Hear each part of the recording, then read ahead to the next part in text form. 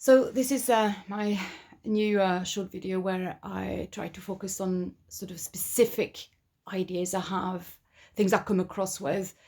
In a lot of forums, especially women wellness, fitness website forums on Facebook and elsewhere, where women are saying, "Oh, I just need to lose weight," or "I need to get fitter," or "I've had children and now it's just like I can barely go up the stairs, and I'm breathless.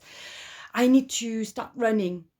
And I need to start. I've just downloaded this app, the 5-2K. The Couch to 5K, 5 kilometer in 30 minutes. This is the program, which I think obviously has a lot of really good things because it builds motivation. It gives you something to look forward to. But as you will see in the separate interview and discussion I have with my colleague Hamza Johns on Function Better channel about the idea of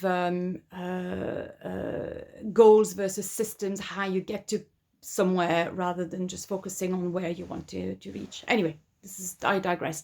What I want to focus on today is basically when you start wanting to implement a new form of exercise, even if you've done other things before, you always have to ask yourself, is my body ready? And I know it's boring, and I know it's not what we want to do. We want to be able to just go straight. Oh, I've got such motivation. I'm going to do and do this 5K in 30 minutes.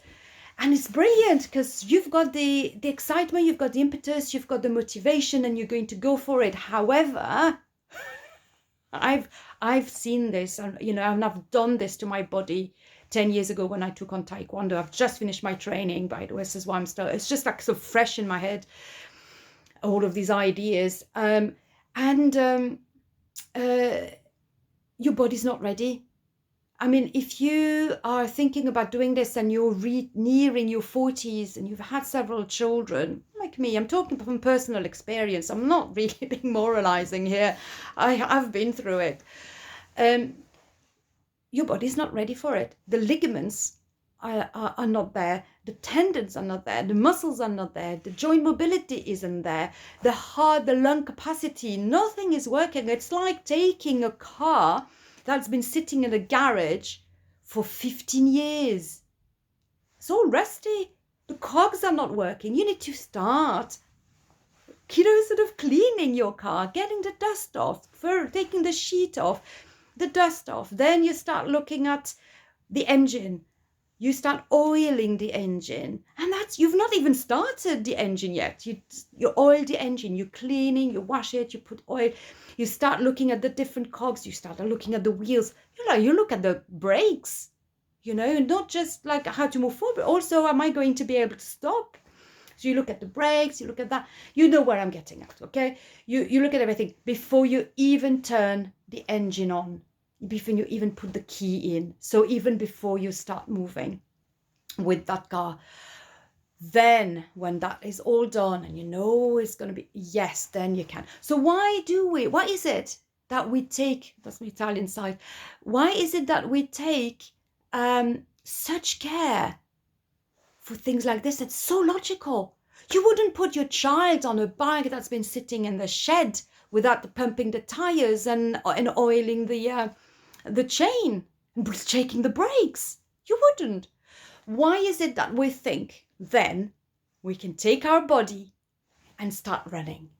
It's just not going to work. So start by walking. Start by building just the movement of doing other things than just sitting on the couch, picking a child, I'm being very kind of stereotypical. Okay, I know a lot of women just go out, they walk, they do a lot of things, they go to work, they drive, a lot of things. But just like this, I'm just simplifying things, right? And also speaking from experience. And then start walking. Start getting the engine oiled a little bit. So by walking, you're moving, you're checking your gait. Now you're going to look at your shoes as well. That's a very, very important thing. Look at your shoes, especially if you have hard soles that have been like worn for years. Look at which side is going to be more worn. Don't you think that's going to give you an indication of how much more weight you put on one side rather than the other? Whether your foot is pronating, one foot's pronating more than the other. Isn't that going to affect you? Don't you think? You know? Then you're like, oh yeah, I have hip pain in that side. Or I have like shoulder pain at the top. Do you know what? Shoulder pain can be caused by ankle problem, lack of mobility in the ankle, or too much mobility in one side of the ankle. Or it can be caused with very, very weak glutes. So today, and there's lots of things. It's interesting. I always have this video coming up because there's like alignments of things. People talk about alignment of the stars, whatever. But it's like, oh, I read an article here. I get an injury myself. Then I get someone else mention something. And I'm like, so this week I read an article about, it was from abc.net.au. And it's called, how to, something about how to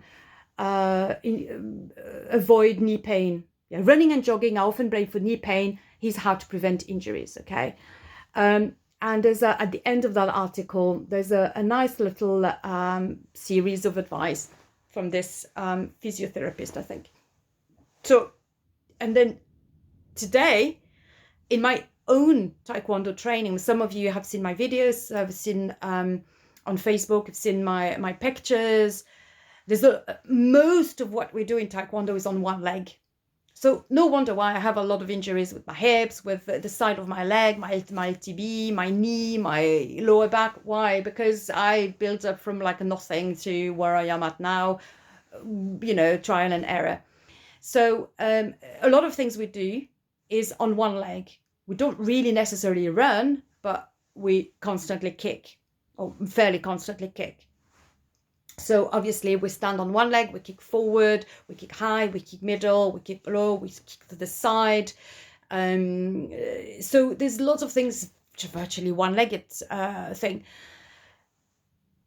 So today, my instructor, extremely knowledgeable, experienced, former British national ladies team coach in the 90s, said, if you want to really be better at what you do and stronger and more stable when you do those moves in your pattern competitions or pattern practice and grading and general practice, even for the fights, you have to make sure that your muscles are strong. But it's not just the muscles, it's also the tendons, it's also the ligaments, it's also the joint. So you need to combine working on the mobility of your joints and working on the strength of your muscles. And the main muscles we need to build, and this is what this physio says as well on this article, you need to build first and foremost really good core strength. Core strength is really your scaffolding that holds you up. Whether you do any exercise or whether you do no exercise, you need that scaffolding. So what do you think happens if you don't have the scaffolding? Then your tower will just like wobble constantly. But if you have good, strong foundation, a strong, stable lower back, because that's for your stability, mobile hips, so that's when you have an earthquake. So these are the foundation that are built to be able to move. So they're just underneath, they're a bit mobile. Then you've got the tower, the scaffolding that's really strong and stable.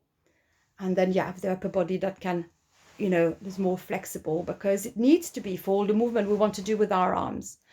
So you need to work on all of this, but you need to strengthen as well your scaffolding below and above the mobile area, which is the hips. So things you can do, obviously, is for me as a Pilates instructor, I'd say do Pilates. You don't need to do fancy exercises. You need to do some basic exercise. You can find loads for free online for core strength, Pilates core strength. You can obviously, those of you who do my classes, you know what I'm talking about. So you can start with that. You must start with that, and you can also, she says, and it's very true, anything that builds up the strength in your quads. So starts with just gentle squatting, half squatting. Then you do lower your feet at the right position. Check whether you're pronating, going inward, push your knees out, that sort of things, check your posture, check yourself in the mirror. Does it look like easier on one side than the other? And then you also need to do, you should be able to, if you want to start running, let's go back to running, just even jogging gently. What you need to do is to be able to do a single leg squat. Why? Because you need that strength in your leg to not only sustain you for long periods of time on just one leg, because at the moment you start jogging, even slow, I also feel it when I slow jog, just starting this, means you're only on one leg all of the time. There's only one leg working, on the ground. So you need to have strength in your leg, single leg each time, because also you have that force propelling you forward and hitting the ground forward each time. So not only you have the fact that it has to carry your weight, it has the force when you land, and it has the force moving forward. Imagine what it does to your body. So please, please, please, ladies and gentlemen, please, if you want to, I would just worry that after this craze, especially with the lockdown and everything, that next year, the year after, great for physios, they make lots of money, and chiropractors, etc., because they have lots and lots of clients of what? People who are out of, great intentions, but not prepared to do what they want to do. So think about your car, take care of your car, oil it, make it nice, make it shiny, make it strong, and then off you go. And then after that, you can do anything. But you need to have strong foundation, good mobility where it needs to be mobile, and good scaffolding for your body to be able to then add on anything. So that's why I always see Pilates as a fabulous foundation. For me, it's not an end in itself. I know lots of people just do Pilates and they love it, and they just add things and they're creative, and it's absolutely amazing. But for me, it's always been a part, a cog that will help me to then be able to function forever until, I hope, inshallah, I make dua, that I will live to a very old age, but I will still be able to move around. I will still be able. The last thing was my son, who's 19, 20 now nearly, and he's been researching a lot and reading a lot about physiology, physiotherapy. He follows all these guys who do MMA, who do strength training, weightlifting, and there's this guy called, I can't remember, Pepito, something like that. Pitipo or something really weird, but he's lovely. On YouTube. He's gonna kill me if I anyway. But he said there's a lot of people old people, the elderly, who it's oftentimes they don't struggle so much because of lack of mobility, but they struggle because they've not taken care of the strength in their muscles. So think about that as well for the future. When you want to spend time with your grandchildren, you want to take them to the park and do things with them, simple things like this, okay? So think about it. If you lose some weight, how much lighter and gentler that is on your joint, generally speaking. So it's a combination of things. I don't want to go on too long, but I hope I gave you some pointers. Planking exercise also good, and anything that Pilates does. Yoga's great for mobility, but think about your strength. Think about your scaffolding and your strength. Over and out. I hope you enjoyed that one. And any comment, this is a discussion. I'm interested in any comment you have.